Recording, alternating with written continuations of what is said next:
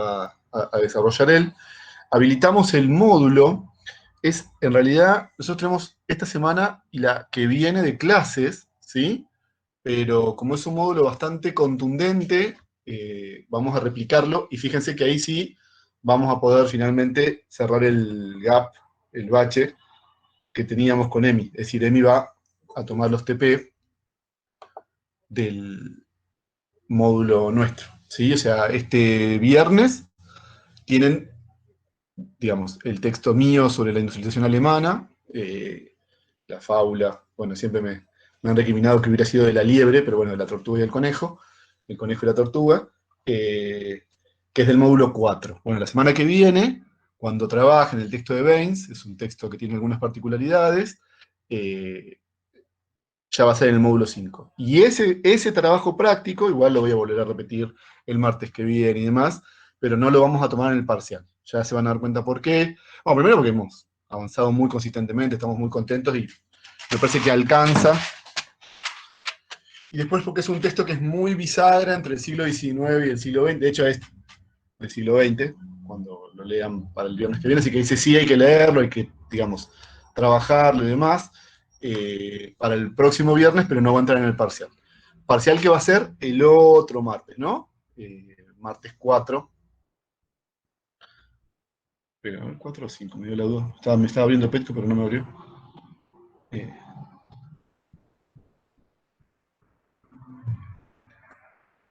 Martes 4. Entonces, hoy tenemos clase, y el martes que viene también, las dos clases van a ser sobre el módulo 5, ¿sí? Que es segunda mitad del siglo XIX. Y el TP5 es sobre el módulo 5 y ahí ya quedamos en conjunto. Voy a agregar hoy unas preguntas guía. Tengan en cuenta que el formato de las preguntas apunta un poquito al desarrollo. No es probablemente lo que se encuentren en el primer parcial. Se acuerdan que vamos a avanzar más hacia una línea de múltiple choice por las particularidades que hemos conversado, pero está bueno que las tengan porque les va a servir para estudiar incluso en esa metodología y también para el final, y ¿no? Como que tengan preguntas ahí más clásicas de desarrollo. Esas las voy a subir hoy, bueno, hoy o mañana, junto con la clase, el Power, como hago siempre, y vamos a habilitar un pequeño foro de preguntas, que la idea es hacer un poco lo que venimos haciendo en clase, ¿no? O sea, alguien pregunta, y independientemente de que responda yo, que por supuesto lo voy a hacer, yo, Joaquín y yo, él está también está matriculado en nuestra aula. Independientemente de eso, también vamos a propiciar que se respondan entre ustedes, ¿no? Es una especie de clase de consulta. Y ese martes 4, ¿se acuerdan que un ratito yo me voy a conectar antes del examen, o sea, en este horario normal que tenemos, ¿sí? Bueno, son unas cuantas, pero esas serían las novedades. No sé si tienen alguna duda sobre eso y demás. Aprovechemos ahora que estamos recién calentando motores,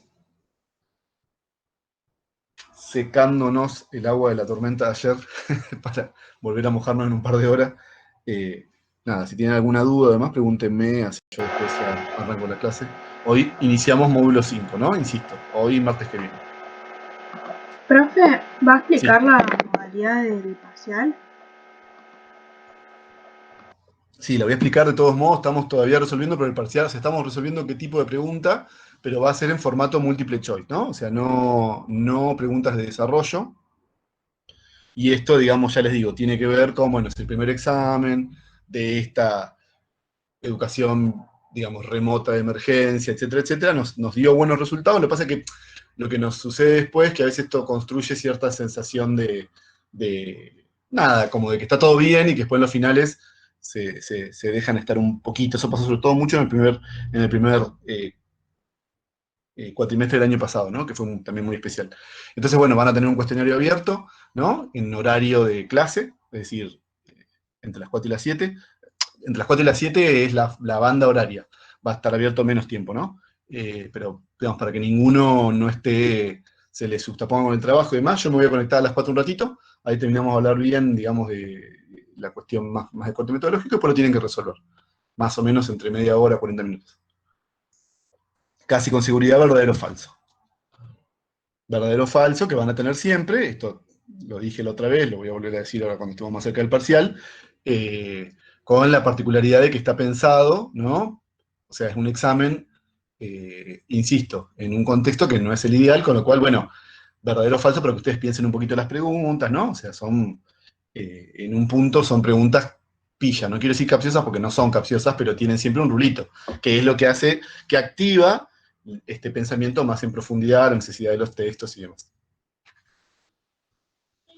De todos modos, nada, ustedes sigan leyendo, que la idea es que sean exámenes que se aprueban con lectura, ¿no? Este primer examen. Y, digamos, lo que sí se aprueba con una calificación, digamos, tiene que ver con el 70% del examen, ¿sí? Eso lo vamos a ver bien, son 20 preguntas, cómo se compone y demás, eso lo vamos a terminar, lo estamos terminando de cerrar en las 3 comisiones, y bueno, es la información que también les voy a pasar por escrito, digamos, todo como muy detallado para que no se les vuelva algo, ¿no? No entren con una idea y se encuentren con otra, que es siempre lo más importante. Igual, bueno, nada, las grandes líneas son esas, ¿no es cierto?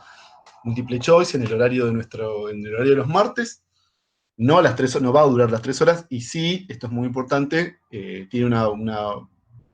que eso nos pasó un poco el año pasado, digamos, si son 40 minutos, en general dejamos 1 hora para que ustedes puedan empezarlo, ¿no? Por cualquier cosa, justamente, aspectos más de tipo técnico, pero no, lo importante es que no, para que todo el mundo lo inicie más o menos a la par, porque si no, el año pasado, bueno, pasó que después se pasaban las preguntas y demás, esto que siempre les digo que se vuelve una especie de combate contra el mal, la forma de evaluar en este esquema más de emergencia, y bueno, se produce un poco de estrés.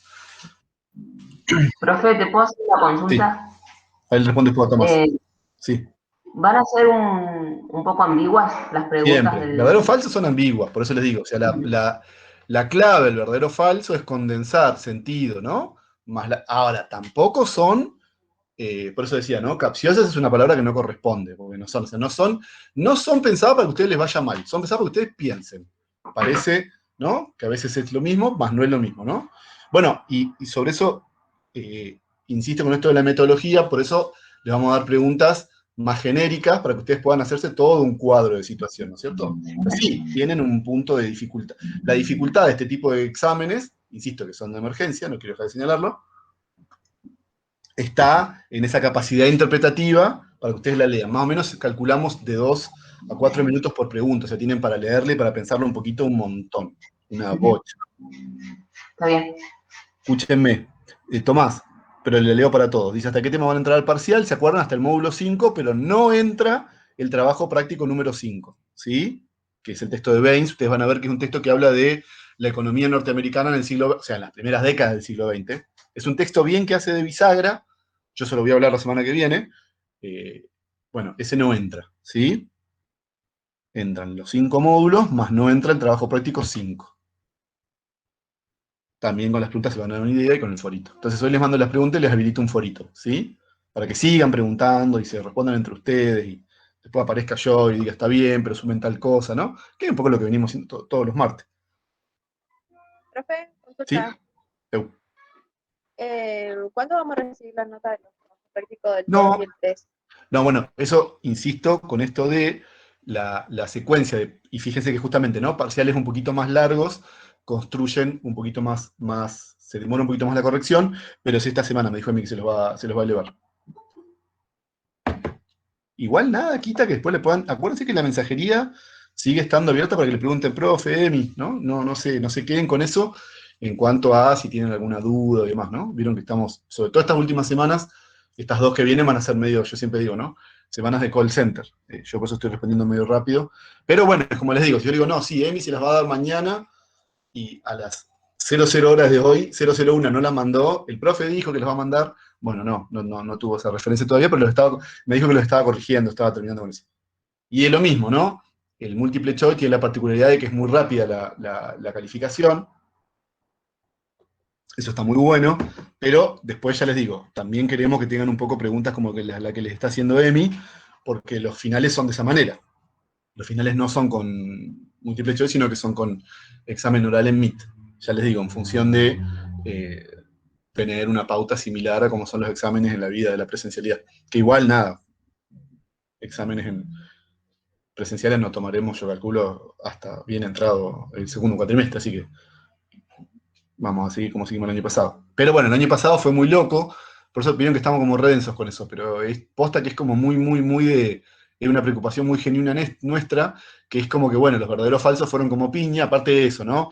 Dejamos más tiempo de lo que correspondía, todos fuimos aprendiendo. Yo creo que en eso no tengo mayor deshonor en decirlo, pero bueno, después la gente llegó a los orales, sobre todo el primer examen final, los orales fueron como, ¿no? Tipo una masacre, peor que el granizo ayer, y bueno, era también un poco eso, ¿no? Como que había algo del ajuste que nosotros siempre hicimos cuando dictamos la cátedra presencial, nada, siempre los practiquitos eran todos, o sea, todos los viernes o el que fuera que la gente iba, y es como les digo, y Emi tardaba mínimo una semana en entregarlos, mínimo, porque era de viernes a viernes. Estamos en un sistema medio híbrido, ¿no? No queremos terminar de irnos hacia una lógica de adaptación, porque después los finales, por más que sean virtuales, son similares a los de la presencialidad y generan algunas dificultades. Y ahí tuvo una cosa, bueno, yo no quiero detenerme mucho en eso hoy, pero vieron que yo algo se lo dije el primer día. La gente intenta leer la pantalla, es como re loco, se ven, en los reflejos de los anteojos se ven los textos y todo. Yo voy a morir diciéndolo, yo ya sé que es un comentario muy ñoño y que termina siendo una especie de prédica en el desierto, pero termina siendo mucho más fácil escribir, leer y decir lo que uno se acuerda. Algunos alumnos, algunas alumnas en los primeros exámenes parecían, ¿vieron la escena del exorcista que la chica se retuerce toda en la cama? Bueno, era eso intentando leer las pantallas. De nuevo, creo que todos fuimos aprendiendo, los docentes y también les docentes, les estudiantes, a estas nuevas modalidades, ¿no? Bueno, si les parece arranquemos, después dejamos otra ronda de consultas, y ya les digo, hoy preguntas guía, y hoy foro, no tengan duda, digamos, no, mándenme sin problemas si necesitan, si van resolviendo las preguntas y demás, yo se las miro. Ya les digo, yo siempre respondo medio al instante, pero especialmente estas semanas me pongo le doy más bola a eso. Bueno, y acuérdense, estamos inaugurando el módulo 5 y voy a hablar sobre todo del texto de Barbero, ¿sí? Es un manual de historia social, de historia económica y social general muy grande, muy importante, muy clave. Era el primero que usábamos en la cátedra y sobre todo la segunda mitad del 19. La primera del 20 lo trabajamos bastante en extenso, ¿sí? Les digo para que van a notar que es un poco largo, pero bueno, sobre todo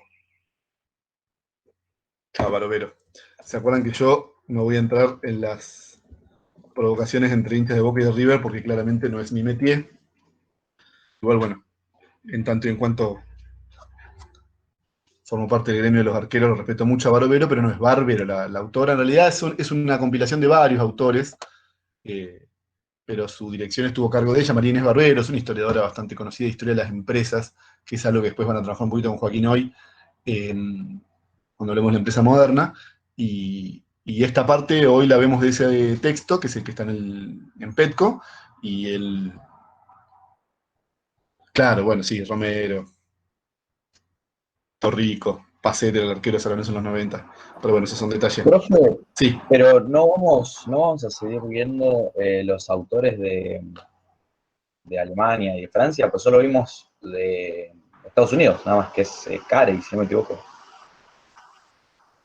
el otro, el día con Joaquín, trabajaron mucho, ¿se acuerdan antes? Liszt, y antes Ah, Lee. Sí, es verdad. Sismondi. Me da risa, no me río Ah, para nada por la antes, pregunta, sino que para mí mi sensación es que se hizo re larga la parte esa con Joaquín, por eso me... pero ya está completa, digamos, esos Sí, son los a ver, autores. volvamos siempre a lo que decimos una y otra vez, ¿no? Está completa en el sentido que se agotó la totalidad del tema, que ustedes, nada de lo que ustedes digan no lo vamos a responder y que nos estamos como no ocultando bajo tierra, no. Ahora, es un buen recorte a la hora de las preguntas que se van a encontrar, ¿sí? Es decir, bueno, lo que vieron, acuérdense que Joaquín les hizo como una síntesis al final, ¿no? List, ¿se acuerdan? La preocupación por romper el modelo más universal de industrialización y la idea de que hay, digamos, como una cadena que debe seguirse de una cierta forma, o sea, cuestionando a Smith, ¿no? Después dijimos Sismondi, ¿se acuerdan? Un poco a todo el pensamiento clásico y en general la idea de que debe ser el mercado, ¿no? Y sus leyes las que organizan la sociedad, y Simón diciendo, no, bueno, esto genera miseria que involucra, ¿no?, la necesidad de políticas públicas, y Carey que dice, bueno, directamente le sacude por interpósita persona a Ricardo y la teoría del, ¿no?, la ley de rendimientos decrecientes, en tanto él encuentra que son las tierras periféricas marginales, ¿no?, las más fértiles en Estados Unidos, que casi que digamos, es una crítica a Ricardo como una crítica a otro economista que hemos ido mencionando un poquito más aleatoriamente, que es Robert Malthus, ¿no? Que consideraba que la idea, ¿se acuerdan?, de que los alimentos crecían aritméticamente y la población geométricamente, y estaba el hombre destinado a morirse de hambre. Bueno, de hecho, Carey hace digamos, esa distinción, y todo lo que vamos a ver hoy va a ir por ese lado, ¿no? La segunda revolución industrial, que es la que vamos a trabajar hoy, van a ver que va a consistir en la hegemonía ya completa de las formas de crecimiento intensivo, y, esto es muy importante, lo vamos a ver mucho la semana que viene, el cambio en el ciclo. Van a ver que va a ser la primera gran crisis, donde los problemas ya no son de producción, no es que faltan los recursos, sino son en el terreno de la demanda, ¿no? Es decir, hay menos demanda de la supuesta, y las tasas de ganancia, van a ver ustedes, van a ser menores que los empresarios suponían, ¿no? Esa es como la clave de la segunda mitad del 19.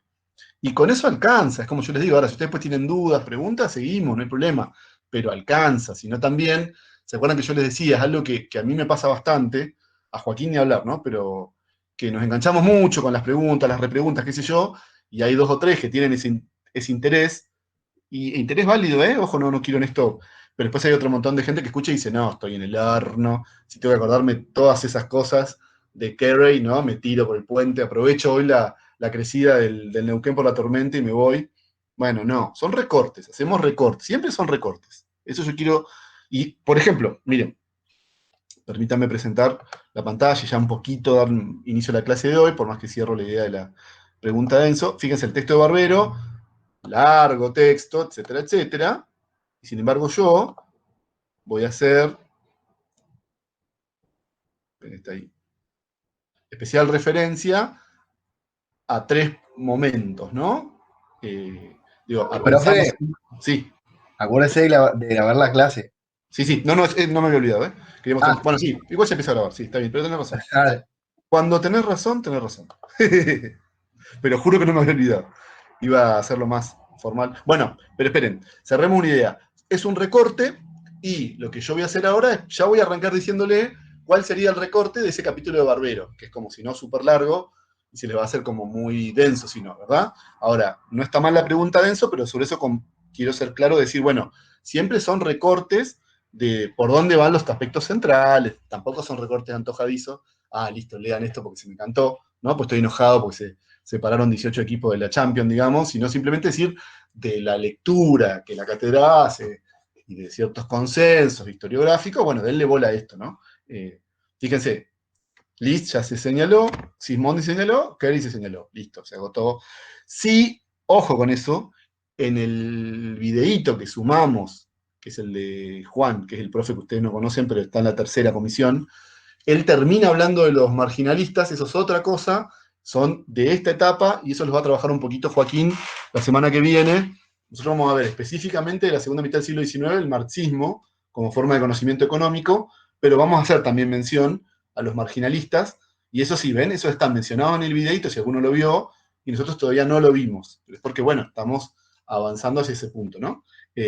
Ahí hicimos como una especie de, hay un video, yo se los puse en el mail que les mandé, que es como una especie de clase de consulta que hicimos el año pasado también. Estábamos ya muy también, ¿no? Bajo el signo de la cuarentena, qué sé yo, y decidimos hacer eso con Joaquín, y está por lo menos bastante estructurado en esto de las preguntas que recibimos todos los años. O sea, denle bola en ese sentido, no es una clase de consulta estricto sensu,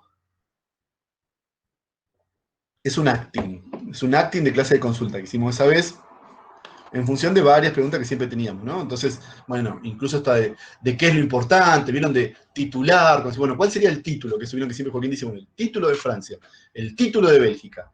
Bueno, acuérdense, los títulos condensan sentido, no agotan el tema, pero lo condensan. Bueno, sí, yo ya sé, ¿qué onda? ¿Qué vieron el martes pasado? No pude entrar a la clase. ¿Qué trabajaron? Tiki, tal cosa. Tiki, tal otra, ¿no? Bueno, ahora sí vamos a grabar. Y vamos a arrancar. La pantalla se ve bien, ¿no? Sí, profe, se ve bien. Bueno, dijimos entonces, acuérdense, vamos a trabajar ahora la segunda mitad del siglo XIX, la que por otro lado le venimos dando bola, ¿no? Le venimos anticipando la relevancia de la segunda mitad del siglo XIX ya desde una o dos clases anteriores, porque son las clases de las industrializaciones, está bien, derivadas, de 1820 en adelante, todo esto que fuimos viendo, pero de los países que se van a consolidar y se van a formar parte del club de ganadores, ¿no? De la Superliga de la segunda mitad del siglo XIX, que es principalmente Francia, Estados Unidos y Alemania, ¿no? Entonces, en ese marco uno podría decir, bueno, ¿cuáles son los aspectos centrales? Y dentro de los aspectos centrales, por eso digo, ¿no? Marcando 3 puntos, si ustedes quieren con alguna... Bueno, siendo como muy claro con el recorte, de nuevo, ¿no? O sea, el texto, incluso muchas veces, cuando hacemos estos recortes, estos power, son para ayudarlos, ¿no? O ayudarlas, ¿no? Para que se confundan más. Entonces, si ustedes van y no encuentran algo, siempre pregunten, no, pero no son en el texto. O sea, esto que siempre dice Joaquín, ¿no? Las clases no reemplazan el texto, lo complementan. Entonces, y mucho menos el power. El power es un trabajo de síntesis, de recorte, que es como muy sólido, insisto, no es un recorte hecho así al voleo, pero es un recorte. O sea, si ustedes buscan, bueno, voy a buscar estos 3 puntos en el texto y no los encuentro, entonces, el profe, no, me mintió, profe, devuelva mis 200 pesos, profe, ¿dónde está la luca que puse en conectividad? Bueno, ¿no es cierto? Siempre seamos en esto más criteriosos en el sentido de considerar esto como un, ¿se acuerdan? Complemento. Incluso está bueno las clases grabadas, y está bueno, porque aparte, bueno, si alguien está trabajando, pero siempre la posibilidad que usted tiene de preguntar y demás, está más bueno que ver la clase, ¿no? Está mejor que ver la clase luego solita, digo, ¿no? No se lo quiere decir usted, que son los que más vienen al teórico. Y es mucho Pero más bueno, dinámico, profe. sí, más dinámico, por eso, la clase grabada, bueno, incluso hay ejemplos. Miren, eso es re loco, y esto es otra de las cosas que les digo de, ¿no? Luchando contra el mal. Estas apps que ahora nos graban a nosotros en pantalla, la app nos baja y responden desde nuestra palabra. Ustedes no saben lo mal salvo. Y yo conozco un caso, tengo una prima cuyo novio tiene un sodero que rindió esta materia haciendo eso, grabándolo a Casulo en la cosa y bajándolo en la app. Y bueno, existirá ese caso, no sé, es como Pie Grande, ¿vieron? Es como el Yeti, es como, ¿no es cierto? Los padres, como Papá Noel y el ratón Pérez. Pero después, en general, es muy notorio, porque aparte, como yo les digo, nosotros hacemos un chiste, ¿no? O un ejemplo, una metáfora. Pero la hacemos dentro de 2 horas. Créanme que no es que siempre hacemos la misma, ¿vieron? No somos tan exactos, tipo, no sé, cuando toca una banda. O sea, entonces, bueno, es dinámico, ustedes se sacan sus dudas, que no son las mías, con el abuelito, tal cual. Es que el abuelito, el caso de la persona que nos grabó todo y así se sacó un 10, yo les juro que es el abuelito. Obvio, todo el mundo va a decir eso, porque siempre la leyenda urbana, uno queda mejor, ¿no? Saca patente de copado o copada, obvio, pero no existe. Y saben sí que existe, y sí se los puedo decir, en cada uno desde que empezó la pandemia, la gente que está en los Meet y se pregunta todo, después en los orales les va bárbaro. Y no solo les va bárbaro porque lo saben un montón, sino porque están más relajados, más relajadas, ya nos conocen, nos pierden el miedo, ¿no? Nosotros también lo tenemos en cuenta, obvio, lo tenemos súper en cuenta, pero no lo tenemos en cuenta como una forma, insisto, una dádiva tipo el señor feudal, sino que consideramos en el proceso de enseñanza-aprendizaje, quienes participan activamente de las clases, ¿no? Están un escalón por arriba, una instancia, digamos, netamente académica, ¿no es cierto? Bueno, digo, en ese sentido, este tema vamos a tomar 3 grandes bloques, ¿no? Uno podría decir que van a caracterizar la segunda mitad del siglo XIX con algunos agregados que el próximo martes vamos a ver de la última parte de la segunda mitad del siglo XIX y que ya van a perfilar mucho de cara al lo que consideramos el siglo XX, bueno, todos los temas para después del parcial. Primera cuestión, e insisto, y de una segunda mitad del siglo XIX que de alguna manera es como que ya la conocemos. Ya hicimos el proceso de aproximación a la temática, en tanto y en cuanto, digamos, fuimos metiéndonos con los países de las derivadas, ¿no? Y ya yo decía, bueno, esto cuando veamos la semana que viene, bueno, estamos en la semana que viene, el futuro ya llegó, diría el indio, y nos encontramos con 3 grandes temas. Uno de ellos es la revolución de los transportes. Esto lo hemos hablado mucho, claramente hemos dicho que por decir un ejemplo, los ferrocarriles son, ¿no?, aspecto esencial de las derivadas, dijimos, construyen eslabonamientos que apalancan la totalidad de la economía de los países en estas oleadas industrializadoras. Bueno, en la segunda mitad del siglo XIX esto ya nos marca y nos hace entender y pensar en un mundo que no es el mismo a partir del punto de transformación que se dieron los transportes. Y en ese sentido, por supuesto, vamos a comenzar con el ferrocarril, no es el único, hay otro más, ahora lo vemos, pero el ferrocarril, sabemos su importancia, sabemos, acuérdense, que había sido protagonista central de las derivadas, también que, bueno, las derivadas sin ferrocarril no hubieran existido. En un punto hay una suerte de ahí correlación muy marcada entre los países que se van volviendo, ¿no?, parte del club industrial y su acceso a los trenes. Y uno puede observar un mapa, como en esta primera diapositiva, que es para 1850. Miren, si comparamos 1850 con la que viene, que es 1870. Ya vemos, ¿no? Parece que se contrajo sarampión Europa, ¿no? Rubiola, siendo el rojo el tendido férreo. Es explosivo el crecimiento de los trenes, pero también podemos ver aspectos que son muy locos, porque la realidad, la base material de las sociedades va siguiendo los modelos y los conceptos que ya hemos ido viendo. Fíjense que para 1850 tenemos un fuerte crecimiento del tendido férreo británico, inglés y también un poco británico, porque llega hasta Escocia, Gales y demás. Y después, el primer anillo.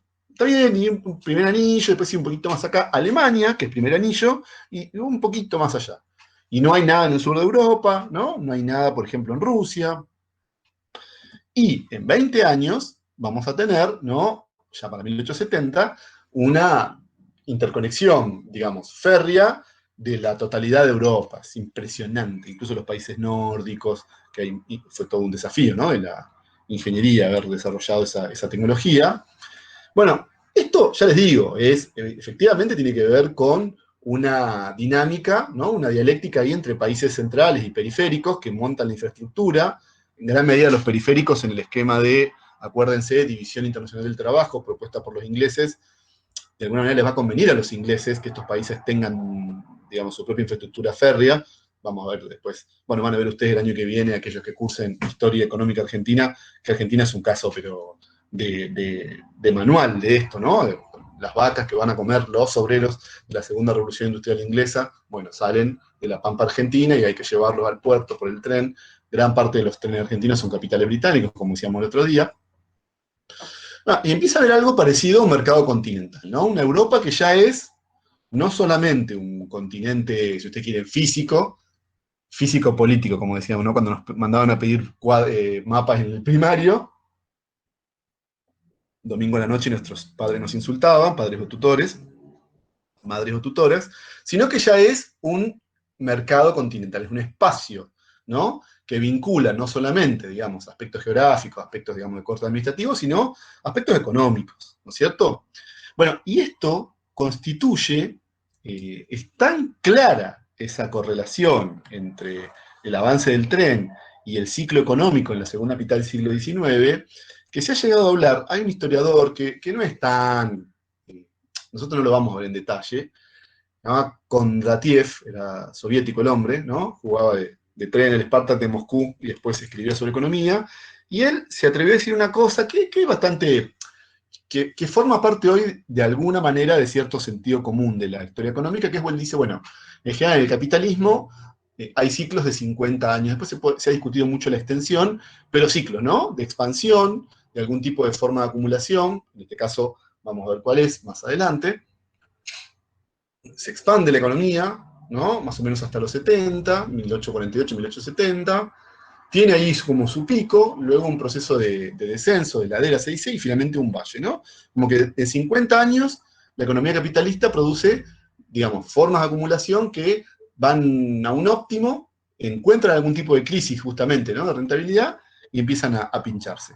lo que decimos nosotros, no nosotros, digamos, otros historiadores, está muy bueno, que prácticamente está asociado en este periodo al tren. Es un contratié ferroviario, como que hay un ciclo de expansión de la economía, ¿no? De despegue y luego de crisis de ese tipo de expansión, que está muy vinculada en este caso a lo que fue el avance de la estructura férrea. Y que tiene que ver con eso, ¿no? Con la expansión de, ya podemos decir, digamos, haciendo un primer panorama general, la expansión del mercado a nivel continental y una relación que se va a empezar a dar muy robusta entre países periféricos y países centrales, ¿no? Esta idea de la tan mentada división internacional del trabajo entre países, ¿no? Que Profe, habíamos visto. Sí, los ferrocarriles ayudaron mucho, ¿cierto? A los que es, por ejemplo, un país o un, digamos, pueblo que estaba medio en el medio de la nada, pero podía producir, digamos, completamente. que facilitó su llegada, digamos, al público en cuanto a la mercadería y eso. A ver, directamente son pueblos o que estaban en el medio de la nada o que ni siquiera estaban y que surgen a partir de, ¿no? Cómo va pasando las venas del ferrocarril, ¿no? Que es lo que yo les conté. Vos tomás los pueblos del Alto Valle, ¿se acuerdan? Neuquén, Cipolletti, pero después ya no es solo Allen, Ferry, Allen, ¿no? Guerrico, y en realidad eran paradas del tren, de los galpones de acopio, ¿no? ¿Cómo se llama? López, Roca, Stefanelli, Cervantes, bueno, siempre me lo Ah, eran olvido. como paradores, y bueno, Claro, a base de eso se fue creando una comunidad, digamos, una exactamente. sociedad. Bueno, que en el caso del Valle, no, tampoco vamos a historia del Alto Valle, pero fíjense que el único que no pudo construir a su costado una comunidad, y justamente por la cuestión productiva, porque tenía chacras muy rentables, es Guerrico, que ahora vieron que ahora hay un zoológico, es como lo más parecido y una sede del INTA. Después todos los otros fueron como pueblitos, ¿no? Que van siguiendo el ferrocarril. Bueno, Neuquén, a ver, directamente era el Alto, la zona de los chetos, o bueno, las clases acomodadas, no seamos tampoco tan coloquiales, el Bajo, los sectores populares, y estaba dividido, hasta la década del 30, había una tranquera, o sea que tipo, bueno, 8 de la noche, ¿no? Se cierra la tranquera, los pobres con los pobres, los ricos con los ricos, y todo el mundo feliz y contento. O sea, esa era digamos, la demarcación social de una ciudad capital de territorio nacional en torno al tren. Que eso claramente hoy, La vía dividía cuál era el la alto y cuál vía era el bajo, dividida, así, hasta ¿no? el día de hoy incluso. Sí, ahora un poquito, fíjense que corrió al eje este-oeste, y uno podría decir, bueno, ya no es tan fácil identificar eso, pero sí sobre todo lo que es el bajo comercial, llamémosle, quienes no conocen la ciudad de Neuquén, digamos, es, ¿no? La zona ubicada justo abajo en lo que es la Avenida Argentina, su prolongación, que es la Avenida Las Cuagas, y la vía, y todavía sigue siendo como el centro de negocios más populares, ¿no? Las ferias de tipo las pulgas, las ferias de mercados persas, que yo están todas en esa zona. Es así. Ahora, todavía en la Neuquén de los 80, donde dos antigüedades como el profesor Perni y yo nos tocó crecer, era muy marcado la división por la vía, muy marcada, ¿no? La vía construía espacio social, decimos nosotros, ¿no? Bueno, esto, yo sigo insistiendo, multiplíquenlo por todo el continente europeo, es una locura. Bueno, o los Estados Unidos, ¿se acuerdan? Lo que significó ese tren que va a vincular al oeste con el este, o al este con el oeste, perdón, y todo lo que significa eso para montar, ¿se acuerdan? Toda la economía, cómo se empieza a mover, porque llega el tren, pero también llegan los galpones, ¿no? Para arreglar lo que haya que arreglar del tren, ya es todo un nuevo sector de la economía, ¿se acuerdan? Todo lo que es la vida sobre los servicios, el tipo que te va a picar el boleto, el que te vende el boleto afuera, todos, ¿no? De alguna manera, fenómenos que mueven a estas economías. Y las mueven lo importante es que las mueven a nivel continental. La pregunta es entonces tan correcta que llegamos a decir que el ciclo está vinculado al tren. El ciclo económico, el ciclo de 50 años, de segunda mitad del siglo XIX, no podría pensarse sin el tren.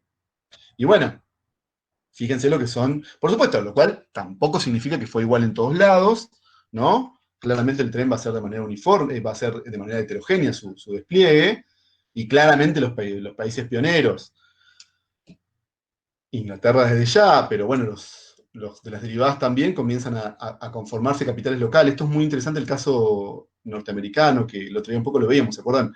Hay despliegue de capitales británicos en el tren, pero no se da como en la Argentina, y rápidamente hay un desmarque y una presencia de capitales norteamericanos en el tren, lo cual, bueno, ¿no? O sea, usar la inversión británica y después desmarcarse. Es hello, ¿no? La historia de los Estados Unidos en todo el siglo XIX, lo mismo pasó con los trenes, pero después ya hay países de los anillos subsiguientes. Nosotros decíamos, bueno, hay un primer país industrializador que es Inglaterra, ¿se acuerdan? Pionero, decimos en el libro este que ustedes tienen en el recorte. Y después vienen los que vinieron en la segunda instancia, que decimos nosotros las derivadas, o decimos seguidores en nuestro libro, y después hay un tercer anillo que alcanza niveles continentales, llega hasta Japón, que nosotros llamamos como ultra tardíos, o late comers, se dice en inglés, que son los descolgados, ¿no? Que ahí en general ya tenemos auxilio de capitales extranjeros. Ahí tenemos, como les digo, Suecia, Suiza, bueno, mismo Rusia, por supuesto Japón, que igual tiene bastante más tardío su desarrollo férreo. Y son muy impactantes si pensamos en la constitución de un mercado y los eslabonamientos para adelante del mercado capitalista, digo, cómo estimula, ¿no?, el transporte y la logística de otros sectores de la producción. Tenemos 8,5 miles de kilómetros férreos, digamos, ¿no? Y tenemos 309,6 para el 76. En 30 años estamos hablando, ¿no?, de crecimiento perdón, varias veces, ¿no? Solamente en una década, ¿no? Es un crecimiento supera 4 veces el tendido férreo, y miren cómo se vuelve exponencial, y sobre todo si tomamos, ¿no?, entre el 71 y el 76, solo en 5 años tenemos, ¿no?, 100.000 más kilómetros de tendido férreo. Bueno, son números que no vamos a ver nunca más en la historia, ¿no?, de la humanidad, salvo, bueno, qué sé yo, no sé, cuando haya un tren en Marte, no se me ocurre, pero si no, tanto en los valores absolutos como en los valores relativos, la cantidad de trenes que había antes con la cantidad de trenes que hay ahora, son números de un alto impacto, ¿no? De un alto impacto. Incluso, es como les digo, ¿no?, estamos hablando de un crecimiento por varias veces, ¿no?, varias veces lo que vamos a tener en todo el siglo XX. Esto no podía quedar así, insisto, es muy fuerte la transformación que se vincula a esto. Y de nuevo, entonces, por esto nos explica que después yo les hable, lo que resta de esta primera parte de la clase, un montón de la innovación y demás, porque también vos sabés que todo lo que puedas producir, ¿no?, hoy contás con una logística muy superior y con posibilidad de llevarla a cualquier parte del mundo. Que en ese sentido, anotemos segunda cuestión, porque los trenes ya los hemos ido viendo como los, ¿no?, grandes protagonistas del ciclo, pero en un segundo momento vamos a marcar también el transporte marítimo. Esta idea de poder llevar todo a otras partes del mundo también va a estar muy asociado a la presencia del transporte marítimo, que es como el más, ¿no?, lo más parecido posta a posta a una globalización en los términos que la pensamos nosotros a finales del siglo XX, porque se dice que el mundo se globalizó desde Colón, todo lo que vos quieras. Lo más parecido a una, digamos, constante, ¿no?, de vinculación sistemática, ¿no es cierto? Y absolutamente, digamos, más robusta que antes, entre centro y periferia, y de vínculo de todos los países del mundo, es a finales del siglo XIX. Esto se dio, por supuesto, con mejoras en la técnica, marquemos 3, que por supuesto, digamos, insisto, son desarrollos así como muy genéricos. Me da risa porque esta parte ya no me pasó ayer en el práctico de Joaquín, hay un montón de gente que termina sabiendo un montón sobre barcos, sobre trenes y demás. A mí siempre me interesa que de eso destaquemos la parte más conceptual, ¿no? Y nos puede decir, bueno, primero la aparición de la hélice, reemplazando el aspa, son los barcos esos que algunas habrán visto navegando sobre todo los ríos, el Mississippi y demás, que no tenían la capacidad de atravesar los océanos, como es el caso, sí, de estos barcos nuevos, que van a ser de acero, digamos, ¿no? Es la cuestión de la siderurgia. Y como tercer elemento, los motores que son, digamos, son motores especiales y son hundidos, ¿no? Todo eso configura cambios tecnológicos que permiten que los barcos se larguen a conectar el mundo, como no habían podido hacerlo nunca antes, a conectar el mundo con posibilidades de llevar productos como nunca te habíamos visto.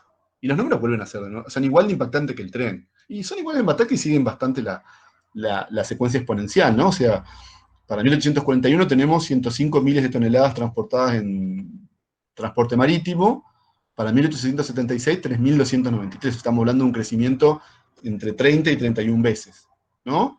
Y a su vez, fíjense, entre 1871 y 1876, el último quinquenio de este recorte que hacemos acá temporal, estamos hablando de casi una duplicación. 5 años, ¿no? Es monstruoso.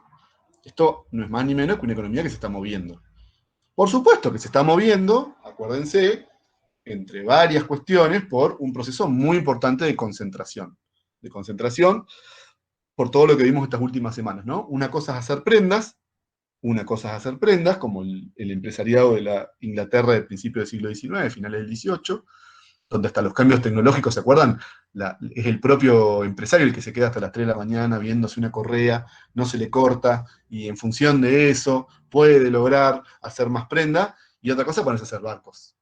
Y desarrollar el reemplazo del aspa por la hélice, tiene que haber incluso una inversión previa, en que la gente estudie para saber hacer estas cosas, entonces el avance de las carreras de ingeniería en este periodo, digamos, de segunda mitad del siglo XIX, ¿no?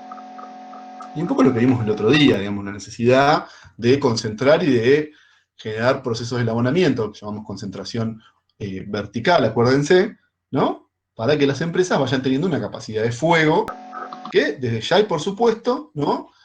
Va a implicar un tipo de empresa más concentrada. Vamos a discutirlo un poco más adelante, cuando, digamos, cerremos los primeros 2 puntos, pero que ya la vamos como entendiendo, o sea, nadie puede hacer barco de forma tan... Y lo mismo que discutimos mucho la semana pasada, y te tienen que prestar, ¿no? De alguna manera considerando que tu inversión va a ser mucho más lenta, se va a mover de manera mucho más lenta, que alguna vez la vas a chingar, que alguno de los desarrollos de barcos te va a ir mal, ¿no? El ejemplo, por definición, del Titanic, que era como el canto al optimismo, y que se terminó hundiendo, es principio del siglo XX, pero es este mismo ciclo, ¿no?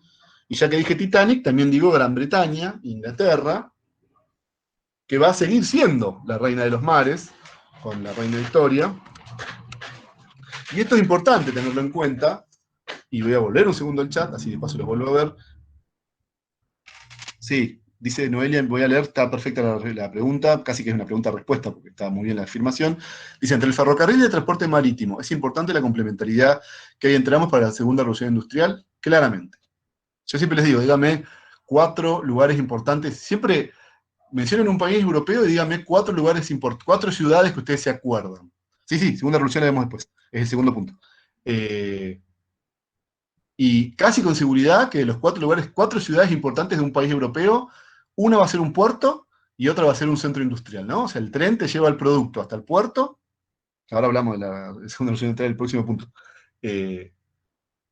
Déjenme cerrar la primera temporada antes de empezar a spoilearme la segunda, como siempre sucede en el grupo de los martes. Entonces, el tren te lleva los productos hasta el puerto, ¿no? Y en el puerto se pasan al barco transatlántico y te lo lleva a otro continente. Y eso te explica por qué el sistema de trenes argentino, como decíamos la otra vez, es un sistema completamente radial, ¿no? Y en función de eso, muy vinculado hacia el Atlántico, ¿no? El nuestro, ¿se acuerdan que decíamos? Uno ve el tendido férreo argentino y son todas líneas formando radios de una bicicleta parecido hacia el puerto de Buenos Aires, ¿no? Bueno, es por eso. Va el tren hacia el puerto y del puerto sale el barco. Por supuesto, eso también tiene que ver con la segunda revolución, con todo lo que vamos a seguir viendo, pero podemos llegar a esa conclusión. Pero yo les quería hacer otra pregunta. ¿Por qué habrá sido Inglaterra? Yo les conté bastante en las previas a esta clase, bastante, que Inglaterra no deja de ser una potencia, no digamos en crisis, ni mucho menos, sino que empieza a perder un poquito su liderazgo, que no es lo mismo que estar en crisis, ¿no? Digo, empieza a estar parada en un paradigma, ¿no? Que no es el que empieza a ser más relevante o más importante del resto, digamos, de la economía mundial, donde empiezan a funcionar mejor Estados Unidos y Alemania. ¿Por qué no puse en esta diapositiva Estados Unidos y Alemania? ¿Y por qué dije que todavía la reina de los mares sigue siendo Inglaterra? A ver si alguien se anima a hipotetizar al respecto de esa pregunta.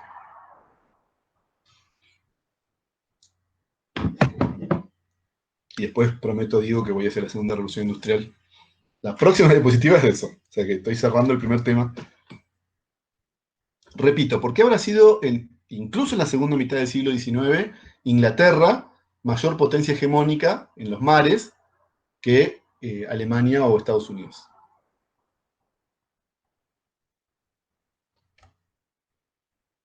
Están todos tan callados que tengo que comprobar si no está congelada la pantalla, les juro, ¿eh? No, Profe, profe, ¿puede estamos acá. ser porque piensan en la economía hacia el exterior, que trabaja primero con eso? ¿Puede ser o ¿Quién? no? Sí, pero ¿quién? ¿España? Gran Bretaña. ¿Y cuál no pensaría hacia el exterior, por ejemplo, de los casos que vimos después? Y Estados Unidos todavía no, porque está trabajando el mercado interno. Claramente Estados Unidos, como dice Noelia, y creo que también dice Tomás, a ver, esperen que Tomás dice, porque Estados Unidos todavía no había alcanzado ese nivel de desarrollo. No, Estados Unidos sí lo había alcanzado, pero la segunda parte de la respuesta de Tomás tiene que ver con lo que dice Noé, debido a que se estaba expandiendo hacia el interior. No es una, o sea, Estados Unidos todavía, el acceso a esos mercados no es una batalla que le resulta demasiado relevante. ¡Ojo! Porque Hola. también con eso, sí, Sebastián, perdón. Sí, sí. No, ¿puede ser porque conservaba todavía las colonias? ¿Quién? Gran Bretaña. Bueno, y ¿no querría colonias, por ejemplo, Alemania? ¿Ustedes qué suponen? No, sí, la mayoría sí.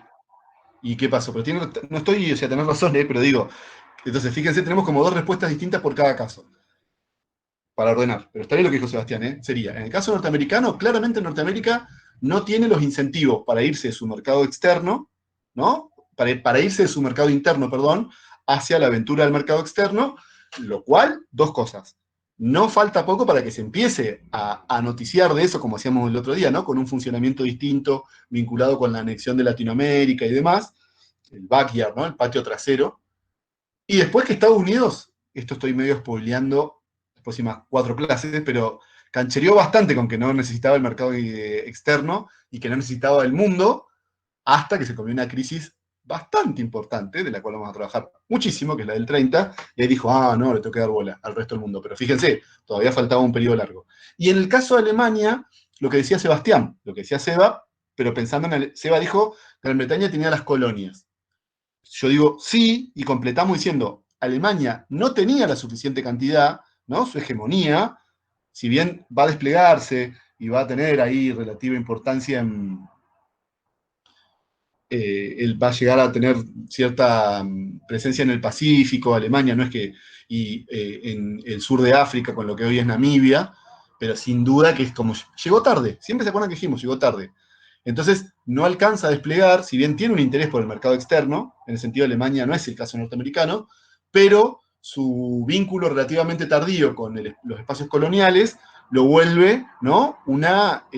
La pone en desventaja. Que ¿Cómo quiso Alemania zafar de esa desventaja? A ver si alguno se imagina. Digamos que es algo de lo cual hemos leído y visto miles de películas y vamos a trabajar varias clases después del parcial, ¿no? ¿Qué hizo Alemania apenas empezó el siglo XX? Hizo varias cosas, ¿no? Pero una, acaso de las más relevantes, La guerra.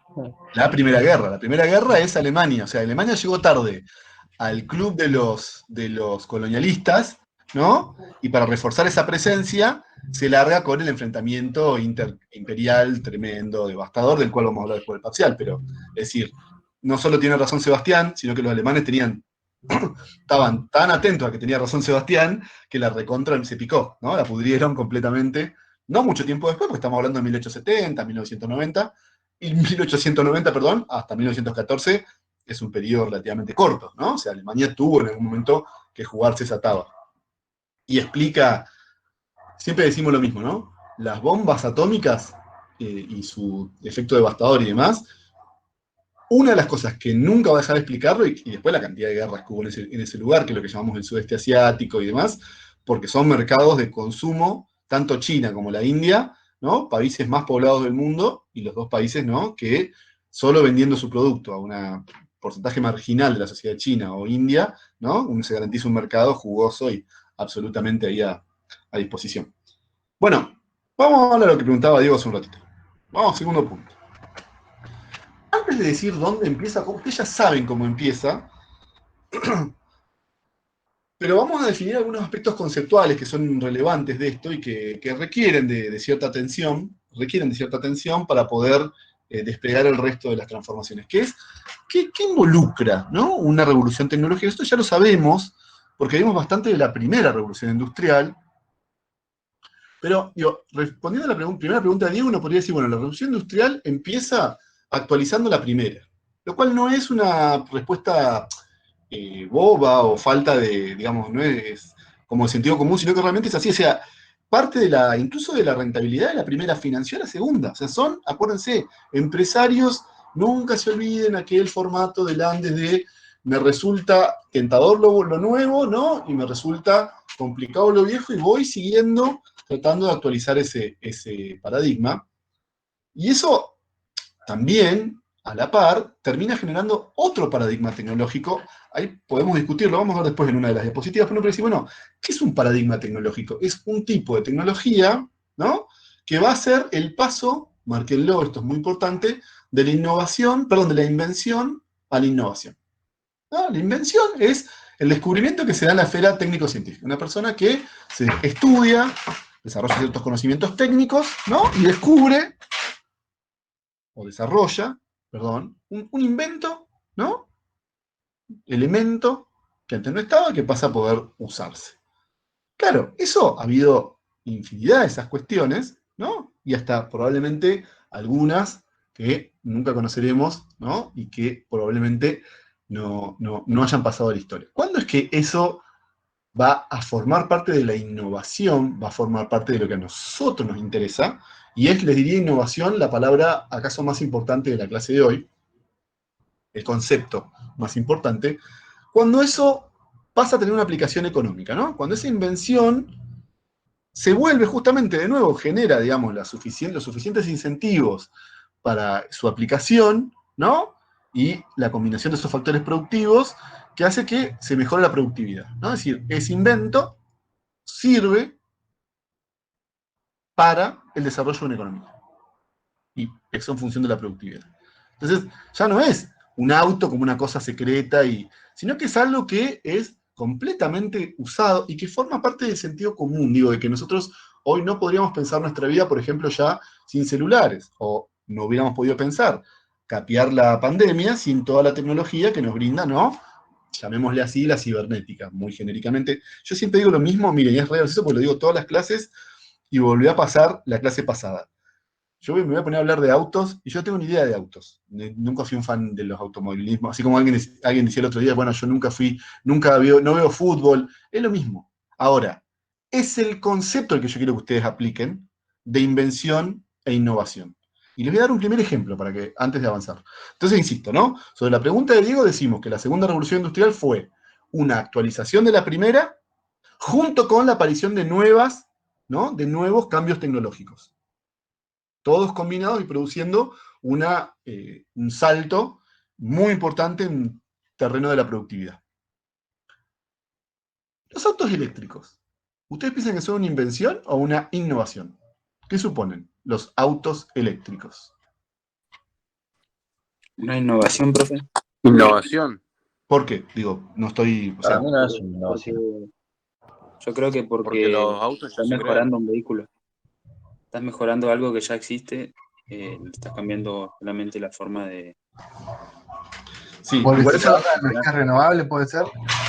Igual, perdón, una cosa vamos a ver ahora, está bien lo que dijo Diego, pero vamos a marcar, sería innovación, van a ver ustedes, tenemos, bueno, lo voy a decir ya porque si no se va a hacer medio complicado, vamos a avanzar una diapositiva más y ahora voy a volver sobre la respuesta de ustedes, ¿no?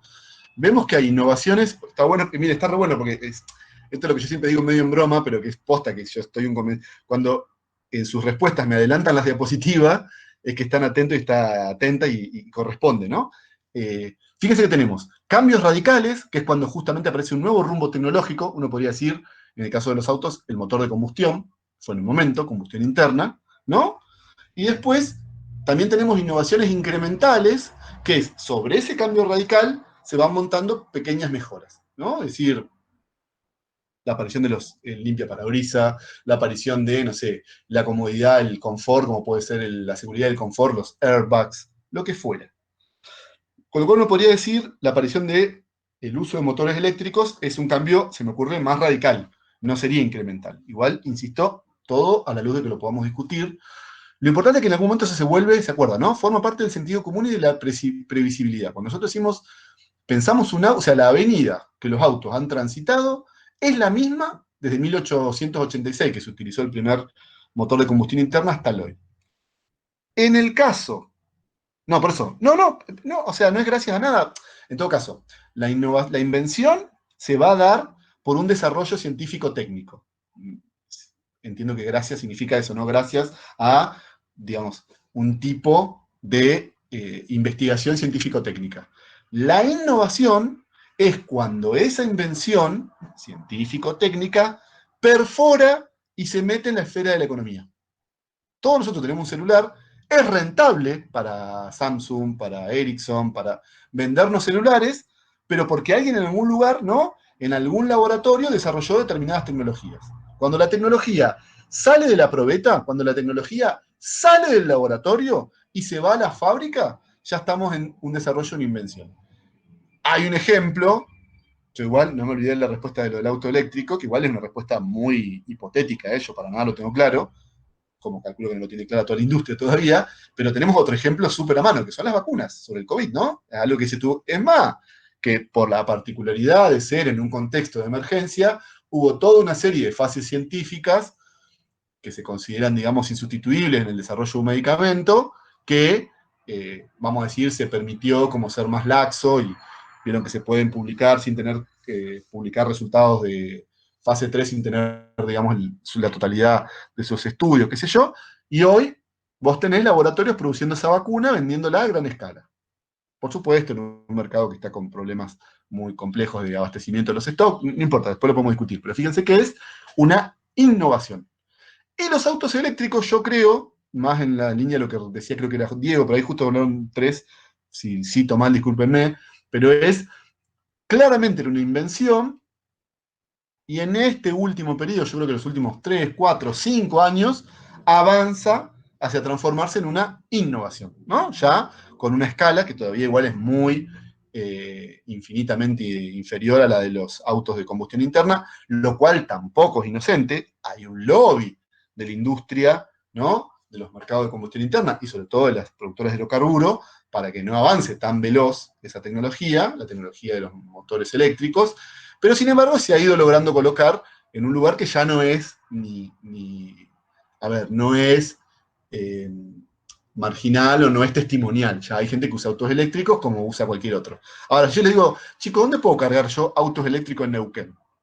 Bueno, y alguno me dirá, bueno, no, es que no, o sí hay un tal lugar, no importa. Insisto, no me respondan, vuelvo sobre esto, ¿no? Lo importante no es la tecnología, sino el concepto. Fíjense que todavía no forma parte del sentido común y la de previsibilidad que conforma un paradigma. Yo le digo, díganme una estación de servicio, y todos me van a decir estaciones que finalmente brindan un servicio que es el de la nafta, ¿no? Eso es, insisto, invención primero, innovación después, y anoten, innovaciones radicales y después innovaciones que son incrementales. Gran parte de la segunda mitad del siglo XIX está sostenida en la combinación de ambas, ¿no? La aparición de algunos nuevos paradigmas tecnológicos, los vamos a ver ahora, pero, si les parece, podemos incluso ver primero los tres que de alguna manera continuaron y se actualizaron de lo que es la revolución industrial. Bueno, ahí se comenzó a hablar. Sí.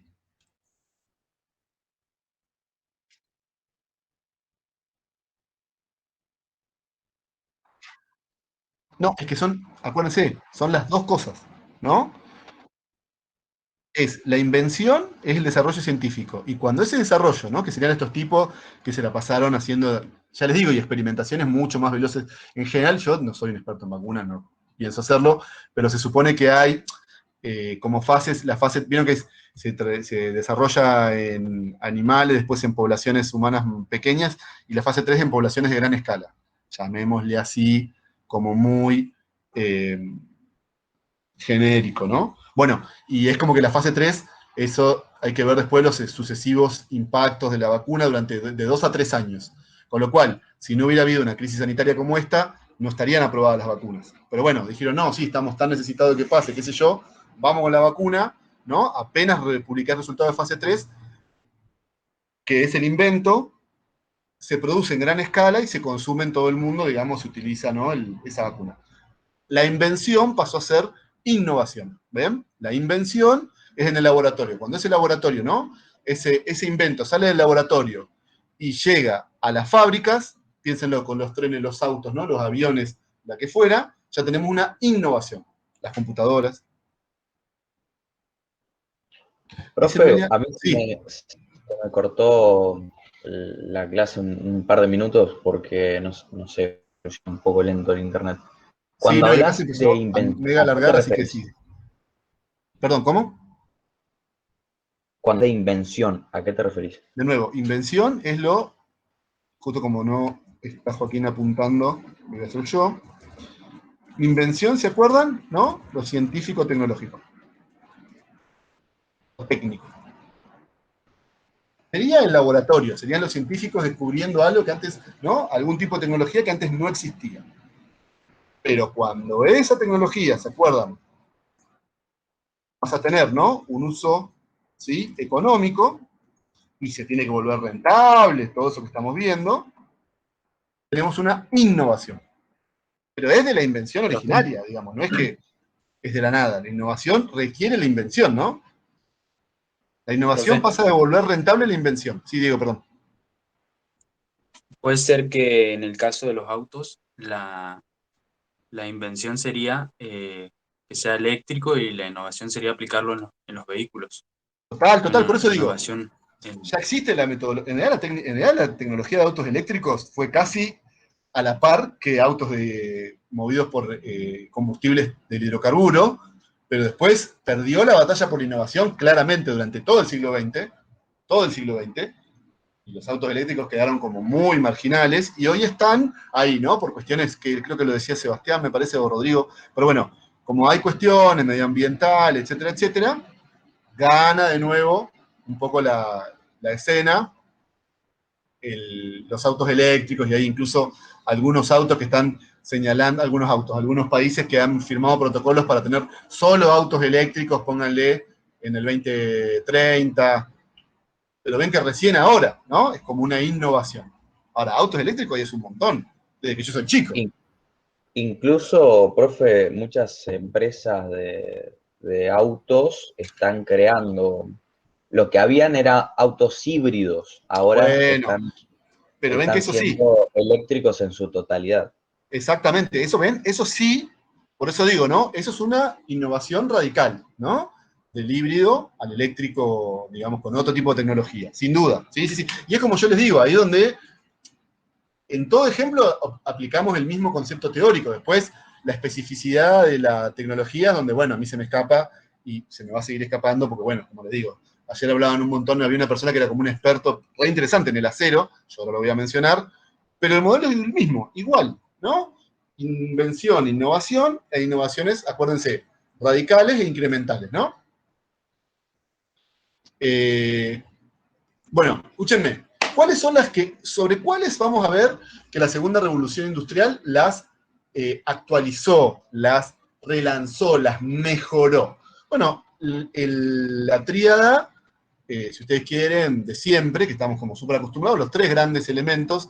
Entiendo que la pregunta, ¿qué son los insumos que se consideran factor clave? Bueno, creo que debe ir por acá. Si no, después vuelvo sobre la pregunta de Noé, que se me hace ahí medio que debe ser alguna parte específica, pero quiero que anoten esto primero, que es el carbón, el hierro y el vapor. Esta es una trilogía de elementos de la primera revolución industrial, cuyo paradigma, ¿no? Está asociado a esto del carbón, el hierro y el vapor, que van a ser mejorados, relanzados. Por ejemplo, con el carbón va a aparecer técnicas de extracción muy superiores. Tanto extracción, la posibilidad de airear los socavones, como que se volvieron menos peligrosos, pero todo eso implicó una mejora en la extracción de carbón, que va a implicar que todavía siguiera siendo el carbón, ¿no? La fuente suprema de energía del mundo en la segunda mitad del siglo XIX. Incluso hoy la mitad de la economía china, ¿no? Se mueve con energía de carbón. O sea que no es, por eso digo, por más que la tecnología a veces tenga hay cierto fetiche que surgió mucho en este periodo, segunda mitad del siglo XIX, surgió mucho este fetiche de que la tecnología todo lo deja atrás. Esto no es verdad. La tecnología se da con cambios radicales, pero también cambios incrementales. Y gran parte de la segunda mitad del siglo XIX se movió, ¿no? Movida por los combustibles fósiles, por el carbón. Y por supuesto, fíjense, ¿no? Gran Bretaña, que partía de una base alta, si uno toma entre 1880 y 1913, crece pero no tanto, y hay un crecimiento muy importante, de nuevo, ¿no? Exponencial, de Estados Unidos, importante de Alemania, y fíjense Francia, ¿no? Francia queda mucho, ¿por qué? Porque no tenía carbón, o sea, también acá empieza a jugar el acceso a ese recurso natural, y de hecho Francia y Alemania se lo van a pasar peleando toda la primera parte del siglo XX por el acceso a las zonas mineras del Ruhr, después lo vamos a ver. Y fíjense, Francia tiene la misma la capacidad de extraer carbón que Bélgica, siendo Bélgica un país muy inferior en territorio. O sea, el carbón per cápita de los belgas va a ser muy superior al francés. Alemania y Estados Unidos no. Y por supuesto, acuérdense, la posibilidad de extraer más y mejor carbón implica, ¿no? Y el aumento de su producción, una baja del precio y se vuelve un combustible barato, ¿no? Hay bastante de vincular la energía barata, ¿no? Al desarrollo de este momento, digamos, la segunda revolución industrial. Y esto tiene que ver, carbón y hierro, acuérdense, producen el acero, ¿no? Con el paso del hierro, lo que llamamos la era del acero. El acero no es un elemento que se encuentra en la naturaleza, es un elemento que produce el hombre, es una, ¿no? Una materia prima desarrollada por el hombre, que, ya les digo, tuvo que ver con innovaciones que, de nuevo, combinan lo que se estudió con el uso, digamos, económico. En este caso el método Bessemer, que es como el primer gran método de producción de aceros en altos hornos, que está un poco ahí expresado en ese gráfico, ¿no? Que básicamente el método Bessemer hizo que el acero bajara entre el 50 y el 70% del precio, es impresionante, pero también es un método desarrollado en Alemania, y es un método que necesita que el Estado, por ejemplo, financie, ¿no? Todo un proceso de investigación previa y la aparición de las ingenierías, la superioridad de las ingenierías alemanas, y estimula las concentraciones, porque de nuevo, ¿no? Una cosa es hacer prendas de algodón, otra cosa es ponerse a fundir hierro, ¿no? Para hacer acero, ¿sí? Efectivamente, esto es... Y bueno, por supuesto, yo como les digo, ayer uno de los compañeros sabía mucho, decía, bueno, pero esto también tuvo distintas etapas, y ahora lo que se calienta es con electricidad, y es una cantidad hoy para calentar un alto horno se requiere electricidad, como lo que es una ciudad, pero el esquema conceptual, fíjense que es el mismo. Es el mismo, hay una innovación, que es el método, hay una invención, digamos, que se produce como innovación, que es el método Bessemer, que desarrolla una posibilidad, digamos, de producir acero, y el acero se vuelve casi como el tercer motor de la economía, ¿no? Así como habíamos visto con el algodón, habíamos visto el tren, o los eslabonamientos, el acero va a tener, multiplicando 100 veces su producción entre el 65 y el 1865 y 1900, ¿no? La posibilidad de establecer eslabonamientos para atrás, el carbón, no es casual la estimulación del acero. Esperen que está avisando Joaquín que estaba... Sí, acá también se largó muy fuerte, ¿eh? Sí. Es muy probable que todos terminemos medio cortados, así que avancemos hasta donde podamos. Acá ya se vino. Si se escuchó en algún momento mi micrófono empezó como a sonar los botones. Pero para adelante también, porque el acero, al igual que el tren, va a estimular otras industrias, ¿no? En este caso los astilleros, que es donde se hacen los barcos, las obras civiles, los rascacielos, las vigas, ¿no? Las vigas de acero. Estados Unidos es considerado uno de los dos grandes modelos de urbanización, Nueva York principalmente, ¿no? Del segunda mitad del siglo XIX, y son con la aparición de los skyscrapers, ¿no? De los rascacielos, que hemos visto hasta el hartazgo siendo... como se llama, escalados por King Kong en el Empire State. Bueno, comienza ese proceso de construcción de rascacielos a finales del siglo XIX, el uso de herramientas incluso quirúrgicas, los escalpelos, que también, ¿no? Tienen que ver con un acero de mejor calidad, esto que les explicaba ayer que conversamos en la otra comisión, pero lo cierto es que la aparición de un nuevo paradigma, digamos, relanzado desde el viejo. Insisto con esto, ¿no? Bueno, y lo mismo el vapor, para cerrar un poco los paradigmas de la primera. Los saludamos a Joaquín, que hace Juki. Estamos todos medio dando clase hasta que nos deje Eolo. Hola. Y, ¿Qué ¿no? hace, Fer? ¿Cómo andamos? Estamos ahí Está cerrado el cielo, pero todavía no No ha Acá se llovido mucho. largó y ahora se fue, o sea que debe estar yendo para allá. Sí. Y recién decía Enzo que en Plotier fue ya la apocalipsis en su expresión más tremebunda. Walking Dead total. Walking Dead. En el momento que aparezcan los zombies, cortamos la clase. Bueno, escúchenme. El vapor es también un elemento, había sido de alguna manera, ¿no?, el gran movedor de las máquinas, ¿no es cierto?, en la primera revolución industrial, sin duda, imposible. O sea, decime algo que sintetice la segunda revolución industrial.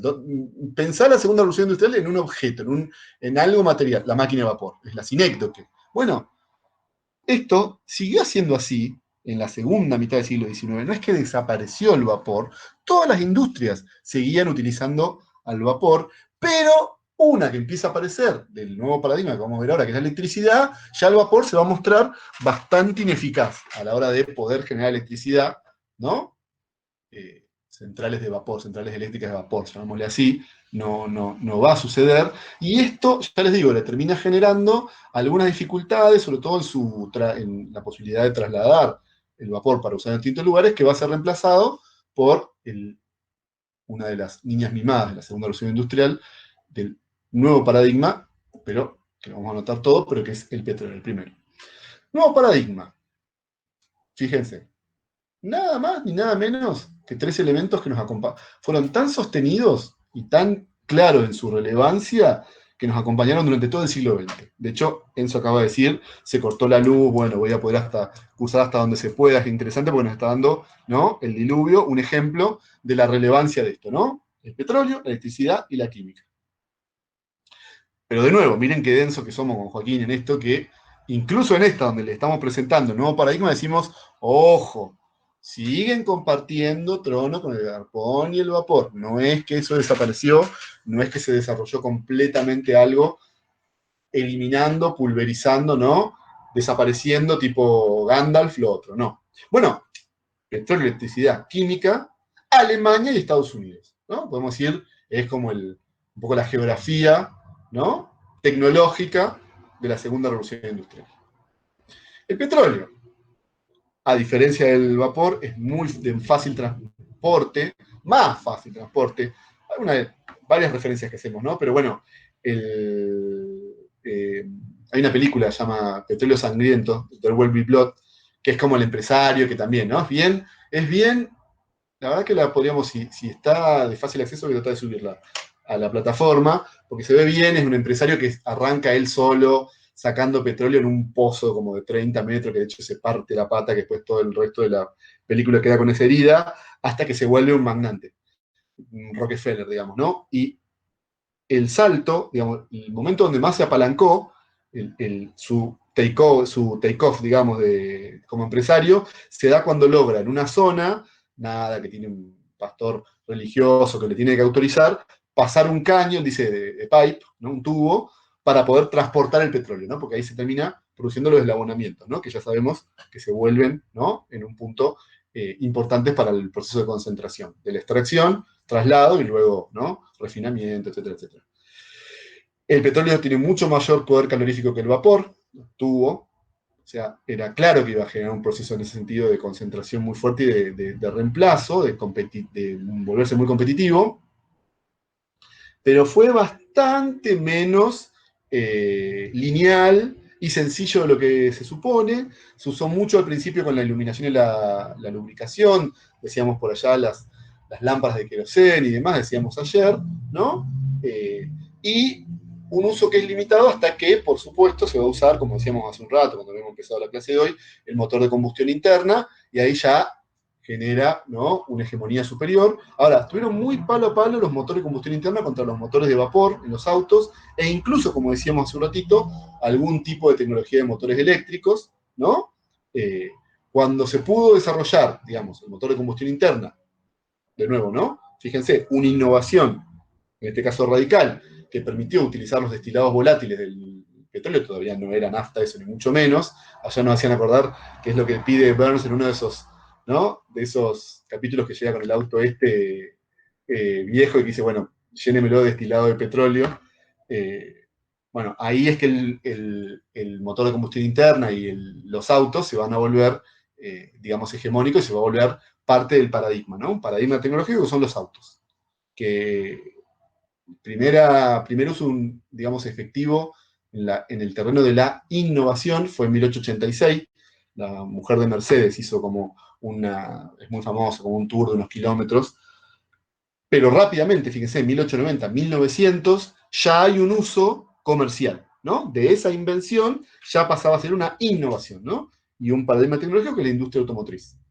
Y es como le digo, ahí picó en punta, por ejemplo, Francia, que se dio cuenta, después cuando vieron unas cositas de Joaquín más adelante, van a ver que el tempo fue de país a país, ¿no? Pero los que pican un poco en punta son los franceses, con las particularidades que ya conocemos, que tiene el empresariado francés, una buena carga de resiliencia y de adaptabilidad a una situación que no es igual a otros países. Bueno, ellos lograron que este auto, que sigue siendo, los primeros autos son claramente productos suntuarios, ¿no? Uso de los ricos, bueno, empieza a ser un poquito más popular, ¿sí? Sin dejar de ser un fenómeno suntuario, de marcar cierto tempo, ¿no? El auto cheto para ese momento, no lo usaba cualquiera el auto, pero tampoco lo van a usar los extras supermillonarios, que es sobre todo Peugeot, que hizo ese primer modelo de negocios. Y bueno, esto es un poco, por supuesto, es discutible, porque después hay muchas estrategias que fueron cambiando, pero en general fíjese que Peugeot sigue teniendo está como asociado eso, como un auto que no es tan caro, pero que es muy bueno, ¿no?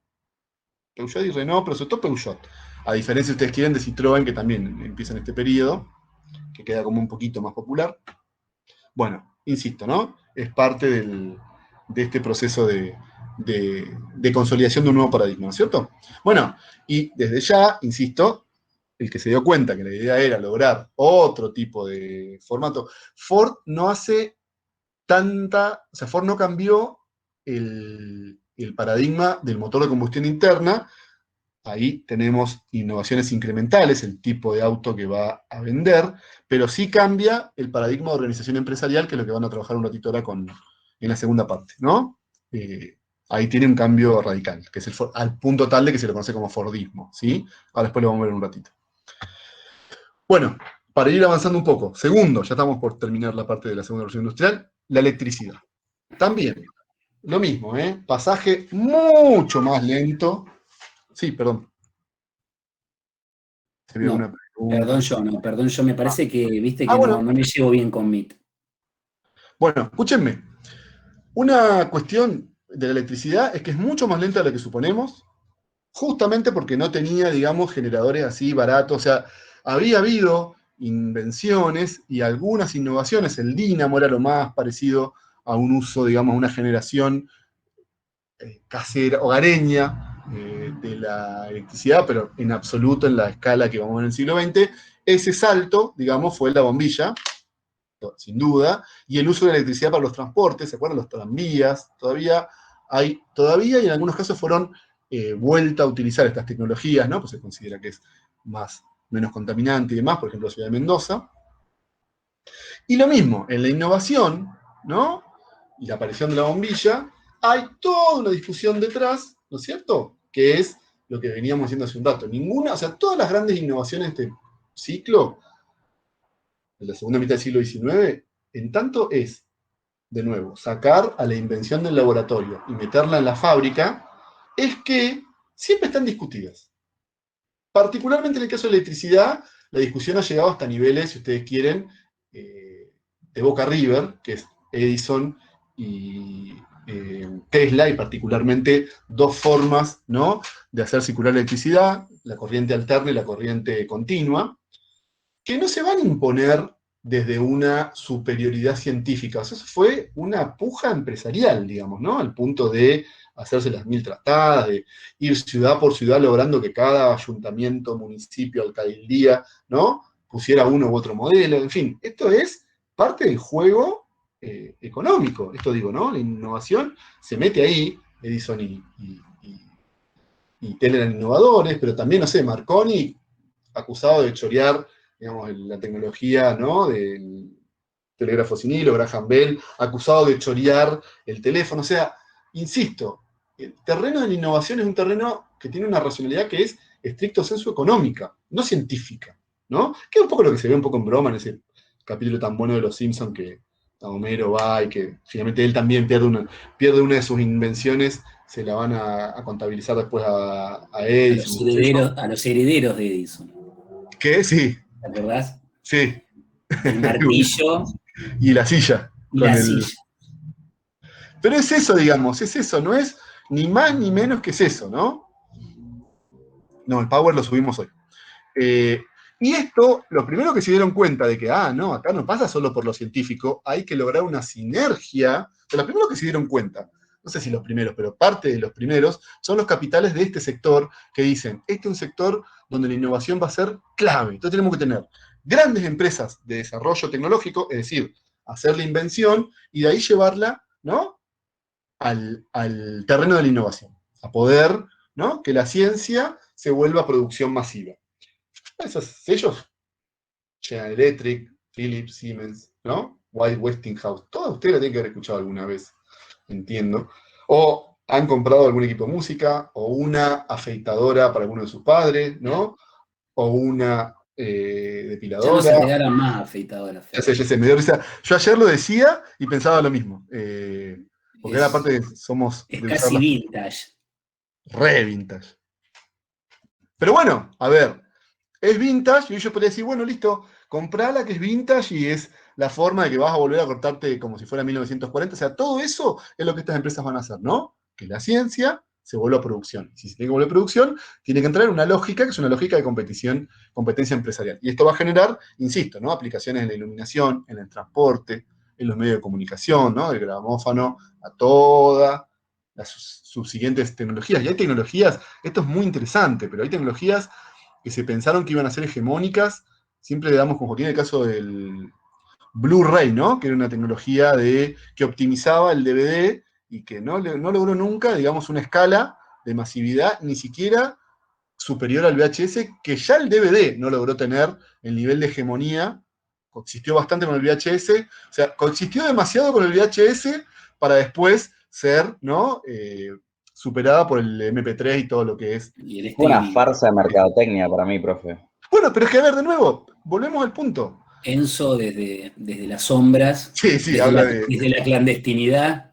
Es un Enzo más enojado, es un Enzo más contundente en los conceptos. Pero bueno, sí, No, a profe, ver. lo que pasa es que con todo el tema de la lluvia y eso, mi internet funciona muy mal. Y si prendo Sí, la obvio, cámara, muere. No, yo decía por lo de farsa de la mercadotecnia, eso hacía referencia. Imagínense mi cara con la gorra y todo, estoy igual. Bien. Enzo y la gorra son indisolubles, son como un equipo perfecto. Las dos caras de una misma moneda. Pero bueno, a ver, ¿qué diferencia, ¿no?, la solución de un problema real con, y lo digo sin ningún tipo de ironía, sino con la mera mercadotecnia? Bueno, eso fue el combate que libraron estos departamentos y estas grandes empresas. Por eso justamente vamos a hacer un pequeño recreo ahora y vamos a ver después de eso todo lo que llamamos gran empresa. Y bueno, yo ya le tengo que pagar a un tipo, no solamente, hay un tipo que tiene que estar en mi empresa, en un laboratorio, ¿no?, totalmente con las especificidades técnicas, viendo cómo hacer para mejorar, no sé, un equipo de música, ¿no es cierto? O una adminículo de cocina. Pero hay otro con los elementos nuevos, por ejemplo, del marketing, viendo cómo eso se vuelve más tentador para que lo compre más gente. Todos en la misma empresa. ¿Ven lo que les digo? Entonces, ahí empieza a jugar la batalla entre invención e innovación. El último paradigma que en este se va a jugar, va a competir un papel muy importante, es la química. Claramente la química es la base, si ustedes quieren, de estas transformaciones. Mucho de lo que estamos viendo ahora existieron, ¿no?, gracias a las innovaciones en una cantidad tremenda de productos, por ejemplo, el desarrollo de las heladeras y lo que es el hielo seco. O sea, otros sectores, todos otros sectores se van a ir, ¿no?, beneficiando de las innovaciones químicas, el paso, por ejemplo, de los fertilizantes naturales, que eran más difíciles de conseguir, al paso de fertilizantes sintéticos, ¿no?, y lo que esto signifique para los países periféricos, los países de base agraria, caso muy famoso que es el caso de Perú, que tuvo que cambiar su canasta de exportaciones prácticamente en su totalidad. Perú mayormente exportaba guano y tuvo que irse hacia el salitre y después, bueno, la pesca, no importa, pero parte de lo que implicó la química. O, por ejemplo, para Argentina, la posibilidad de los barcos frigoríficos, ¿no?, ya de llevar el ganado en pie, ¿no?, y no tener que hacer todo lo que había significado antes, tanto el tasajo, el charqui, etcétera, etcétera. Bueno, la química es una de las industrias que más se innova, por supuesto que tiene un proceso muy fuerte de concentración y que se larga a cambiar la vida cotidiana de las personas de manera muy compleja. Esto de, che, me duele la cabeza, tomate una pastilla. Eso no había existido antes, ¿no? Fíjense, esta es una publicidad de Bayer, una empresa de las más importantes farmacéuticas, y tiene ahí una Líder de serie la de segunda productos. revolución industrial. Sí, claramente, ¿no? Claramente, porque no solamente es con la aspirina, que es la valla aspirina, que ustedes ya tanto no, pero nosotros en vez de decir aspirina decíamos valla aspirina, ¿no? Esto de asociar una marca a una innovación, eso es lo que en las palabras de Enzo sería como la victoria del departamento de mercadotecnia, pero también los venenos, ¿no? El famoso Baigón y eso. Pero bueno, fíjense, ahí se venden otras cosas. ¿Alguna le llama la atención los productos que están Es una publicitados? publicidad de fines del 19. Aspirina, Lisetol, Salofen. ¿Qué producto no podrían comprar hoy en una farmacia? Y si lo piden, probablemente vayan presos. Y como decíamos ayer, si lo piden, no digan que se los ofreció el profesor de historia, el profesor Joaquín, el profesor Fernando, porque vamos a negar todo. No, no es marihuana, ¿eh? Más, incluso, ni siquiera es marihuana. Es marihuana heroína. Es un juego de niños. Sí. Heroína. ¿Se acuerdan, no? Un derivado de la amapola. Mostrá la imagen, Fer. Heroin, dice. ¿Lo alcanzan a ver? Dice heroína, ¿no? Heroin. The sedative for cough. O sea, el sedante para la tos. Cuando tenés tos. O sea, se clavaban heroína cuando... El opio tan derivado. Señor farmacéutico. Exactamente. Señora farmacéutica, tengo un poquito de tos. ¿No me clava 3 pepas de heroína? Claro. Así paso un fin de semana sin tos. Bueno, impensado. Y todo. Profe, en la guerra estaba opio como una especie de acrón. Claro, A ver, más o menos, exactamente. Todos grandes. Un jarabe, como un jarabe para la tos, imagínate. Sí, todos grandes sedantes, ¿no? Todos grandes sedantes. A diferencia que se pensaba que era un sedante la cocaína, por eso ayer también decía, ¿no? Esto de que Freud experimentaba, qué sé yo, que terminó teniendo otras propiedades. Claro, bueno, pero es que por eso, pero es que si se pone a pensar, Breaking Bad es, digamos, industria un química. Químico, claro, pero digo, pero es un químico, es un científico que hizo la innovación, solo que la hizo claramente por fuera de la ley, pero era un profesor de química, experto, que le había ido mal en su laboratorio, que incluso su innovación se le había quedado su mejor amigo, etcétera, etcétera.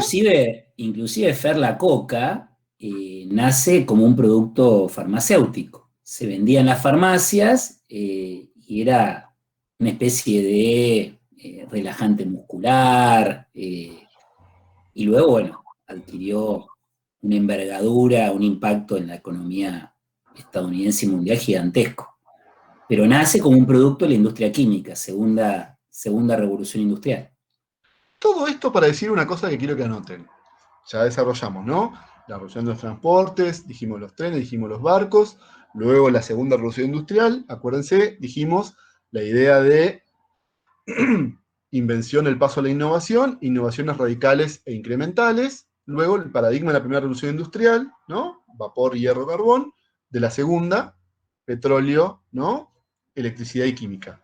Esto consolidó algo que siempre lo digo al principio, pero como sabía que iba a estar más tarde Joaquín y demás, lo quería terminar esta primera parte con esto. Una persona del mundo, una persona de 1890 y una persona de 1810, o sea que entre ellos están divididos por 80 años, la persona de 1810 tiene mucho más que ver con alguien de 1430, de 1520, es decir, con todo lo que vimos hasta ahora, que con una persona de 1890. El mundo de 1890 es un mundo completamente distinto, muy parecido hasta, uno puede decir, el de 1990. ¿Sí? Esto se ve mucho, 1895 se hizo la primera proyección del cine, le hicieron los Lumière, que también estaban acusados de haber choreado todo esto que siempre les digo, y que eran escenas de la vida obrera, y una escena donde llega el tren, proyectado en un lienzo, imagínense la precariedad, la gente cuando vio llegar el tren salió corriendo pensando que lo iba a pisar un tren, porque no tenían ni siquiera, la experiencia del mundo no había sido nunca con una pantalla, ¿no? Mostrando lo que era el reflejo de un tren, digamos, ¿no es cierto? La expresión tecnológica, la posibilidad de captar ese tren llegando. Bueno, pensaron que lo pisaba el tren, y nosotros nos reímos, nos hacemos los cancheros, y en 100 años van a decir, esta gente entraba a un cine 3D y pensaba que abrazaba un Minion, digamos, ¿no? O le llamaba la atención el cine surround, que pensó que estaba en la guerra, porque sonaba más alta las balas. Y nosotros ahora vivimos la tecnología 7D, que podemos ir y pegarle a Hitler en 1944, como soñaba Isaac Asimov, que uno iba a cazar dinosaurios. O sea, el punto acá, de nuevo, ¿no? Es el salto en innovación fue tan importante en la segunda mitad del siglo XIX que marcó el signo de esa generación, que fue después como muy optimista con la tecnología, ¿no? Como que pensaba que todo lo resolvía la tecnología, pero era por esto que estamos viendo. Y 35, hagamos 5, ¿te parece, Juki, hasta menos 20? Dale, vamos a ver dale. cómo esto impactó en la esfera de la empresa, de la organización empresarial. Prometo ser breve. Sí. Para que no se vayan tan tarde y para que acomoden las cosas de cara a la tormenta. Tal cual. Eso, vayan a ver, vayan a poner